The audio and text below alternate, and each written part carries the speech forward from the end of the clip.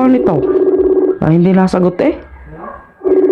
Wala nga na pa tawag ng tawag eh. Matindi ito.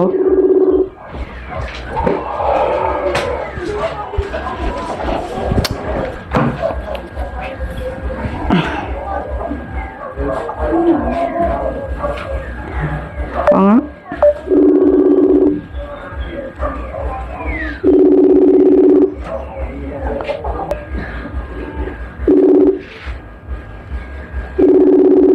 Ako nakakailang tawag na.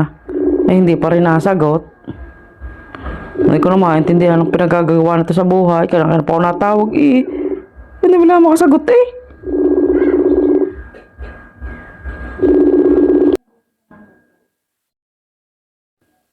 Iba, sino mo kayo kahoy?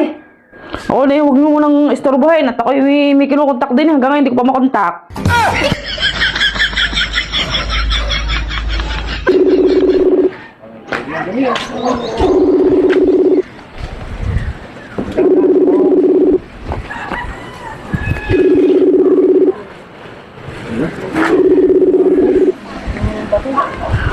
Baka ito ko may lalaki na kaya ito hindi nasagot hanggang ngayon. Ay, hindi matawagan eh.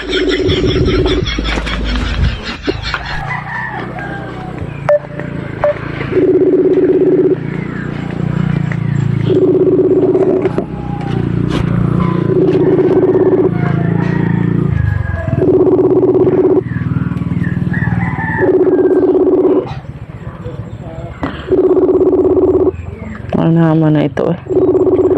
Ano nangyari na dito? Hanggang ngayon hindi pa sumasagot eh. Ruming na lang ng ruming. Ano ba kayo mga problema diyan? Nga, tingnan nyo nga na agapita. Ay, itong jowa ko. Ay, halos 24 hours ko nang tinatawagan. Ay, tingnan nyo. At hanggang ngayon eh, hapon hindi pa nasagot. Ay baka naman busy lahat, may ginagawa. Ay, nako, induda ko na ni agapita eh, may lalaki yan eh, pagkagayaan. Eh siya, paano pagkagayaon? Ayun nga, paano gahunan ni agapita malalaman ang jowa niya may lalaki? Igar na ikaw hindi maniniwala sa akin. Ikaw ay magdilayin siya ng butil ng palay. Tapos ha?